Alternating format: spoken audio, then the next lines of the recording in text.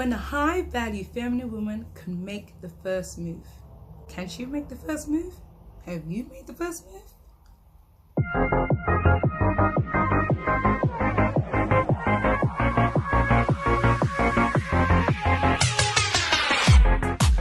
You're screaming right now. That's not what Chengi says. The high-value woman is not supposed to make the first move. I know, it's true. And I'm not going against the Black Swan Code of Conduct. I'm not rebelling. I just want you to hear me out. Because there seems to be one or two cases that may go against this. Now, I'm reflecting on a conversation with a group of go-getter ladies. These ladies were just like, I'm tired of these men not approaching me on these apps, on the street. I just want to go over to them and just tell them, do you like me? And I was just listening to their hearts, and it made me just think back. And whenever I'm looking for a principle or I'm looking for successful love stories, I go to the most famous, well-read book all over the world, which happens to be the Bible. And I happened to find the book of Ruth. And this book speaks about a woman who made the first move. Now, I want you to just sit tight and just listen to these points I'm about to make. Now, Ruth was a lady who was a widow. And when her husband died, she could have gone home like her sister and found another man in the town where she grew up. But she decided to follow Naomi, her mother-in-law. And she said that I would disregard my people. Your people be my people. That's one of the most famous lines in this story. And she followed her to another town, and she took the guidance and the mentorship of Naomi. When they got to this new town, this mother-in-law said, we need to support ourselves. So she, very hardworking, very industrious, went to work on a field, and she stumbled upon this field that happened to be owned by a really rich man called Boaz, which she didn't really know. And Boaz saw this woman and saw that she was very hardworking and very industrious. And, she'd heard, he made some inquiries about her and found out that she'd left her town, was a widow, and followed her mother-in-law to support her. So he said to the men, don't touch her. Leave a little bit of extra grain on the field for me, only for this lady, Ruth. So Ruth kept working, and one day, Naomi, who happened to be her mentor at that time, said to her, I want you to do something. And she very attentively and very obediently said, okay, let me know what it is. She told Ruth to go and bath. I mean, I'm not telling you that she was smelling or anything, but she said, go and bath, go and wash yourself, girl. And I want you to sit at the feet of Boaz when he comes back from work and after he's had a few drinks. I'm just paraphrasing it, but make sure you anoint yourself and you perfume yourself when you go. So she must have been shocked, like, huh? We don't do that in these days. Oh my gosh, this is so unconventional, like what I'm saying to you at the moment about making the first move, but hear me out here. But she obeyed. So she made sure she washed herself, she bathed herself, she anointed herself, she perfumed herself, made sure that she was looking good. And she went to Boaz's place and she laid at his feet. So when Boaz saw her, he was like, what are you doing here? Sort of thing. And at that moment, he could have taken advantage of her. He was an older man. He was rich, well established. And if we know anything about those type of men, they can take advantage of a woman. But he didn't do that. He actually said to her, do you know what?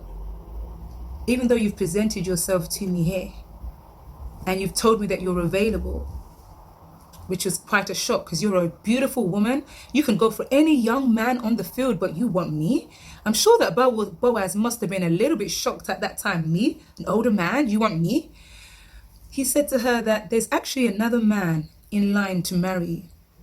And until that gets sorted, I can't really do anything.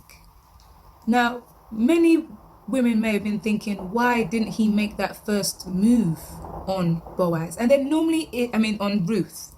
He must have been thinking, why are you coming to me, an old man? You could have any woman, you can have any man out there. You're young, you're beautiful, hardworking, etc. But he said that there is actually another man in line to marry you because of the customs. And he said, until that is sorted out and, he's out the way or you don't want him, that's the only way that I can approach you. And when a man doesn't approach us, there is normally a valid reason, okay?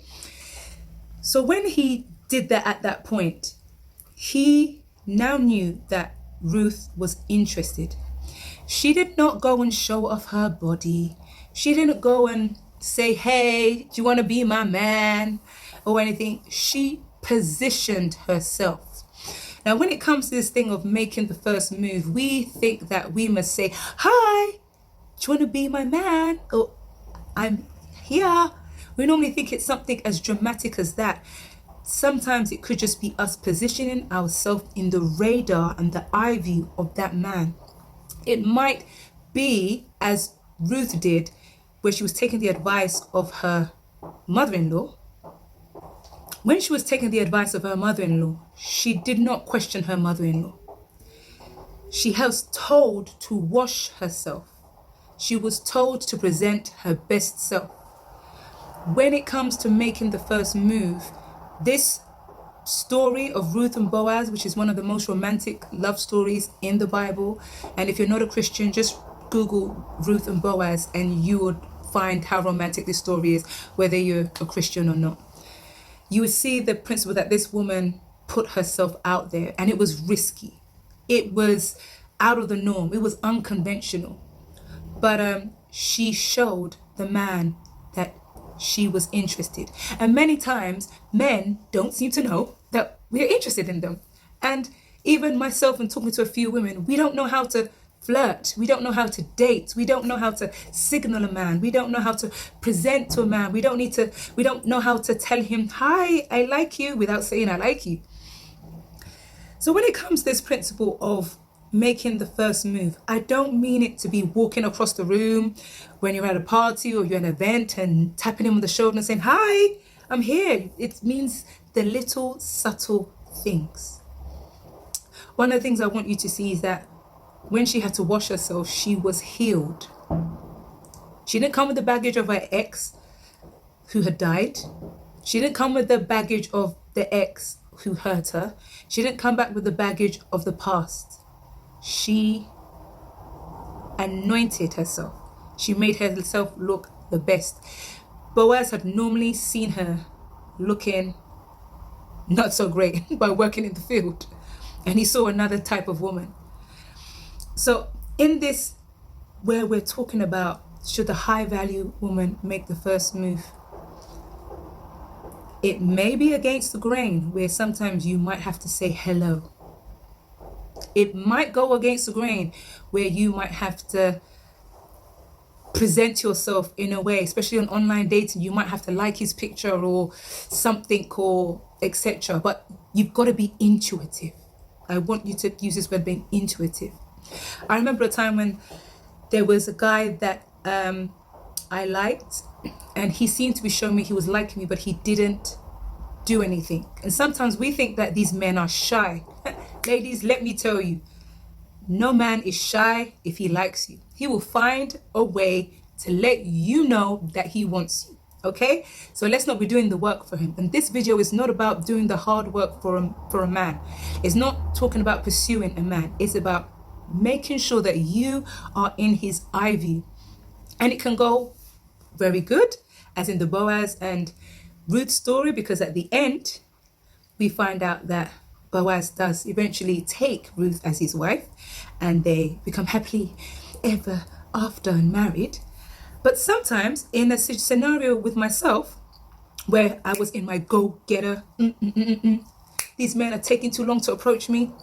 This man was in my bedroom and we just kept talking about business and things like that, and he showed me that he liked me, but he didn't tell me that he liked me. And it came to a very crucial part where my feelings were getting attached, and I just had to say, I'm interested in you, just in case you are too. That was the most scariest, most vulnerable I've ever had to be. And guess what? He said he wasn't interested. I was like, what? And I said to him, why are you paying me all these attention to show me that you like me? And he said he was just being friendly. At that moment, I cut him off. Nobody plays around with my feelings or messes around with my emotions. But you know that a very important lesson? I did not waste any time with him. I know a lady who was in the same situation, who was waiting 2-3 years for a man that she thought liked him, who had not said anything, and she wasted 3 years. We don't have time to waste. When this man said he wasn't interested in, he was no longer in my eye view. I was on the next one. And I went on holiday and I met somebody and etc., etc. Sometimes, for your peace of mind, you may need to say, hi, I'm interested, just in case if you are. I'm just putting it out there in a giggly way, just so that he knows. And he may not come to you straight away. He will still need to think about it. He will still need to consider it. He will still need to get past his ego and decide whether he would still want to come and approach you. But what it will do is make sure that you don't waste time thinking about this man in a way that is not appropriate. Now, it has to be lawful, it has to be moral, and it has to be ethical. We're not talking about 16-year-olds here going to approach men who are 30, 40, etc., or older than them. And, there could be a scenario where this man is an authority figure. It could be your boss. He could be someone who's of higher tax bracket than you, etc. You may be in a situation like this where you're thinking, how do I tell him that I like him, or I feel that he likes me? And this may be a scenario where this unconventional move, where you may need to present yourself to this man, you may need to position yourself to this man, you may need to signal to this man, flirt, or say something whereby, hi, I'm available, or I'm interested, just in case you are. But also know that there is a risk. And one thing that Chengi does say is the man must make the first move. But in this case, she's allowed him to say that you can present yourself, you can signal to this man in a high value way that not only allows you not to waste time, but allows him to know that you are interested, because many men don't even know that we're interested in them. They have insecurities and they sometimes think, why would somebody as beautiful as you want somebody like them? So, have you been making the first move? Has it gone wrong? Has it gone bad? Has it gone good? Leave a comment in the comment section and let's talk about it. And if you would like to book a discovery call about this, let me know. Click the link in the bio. Till next Tuesday.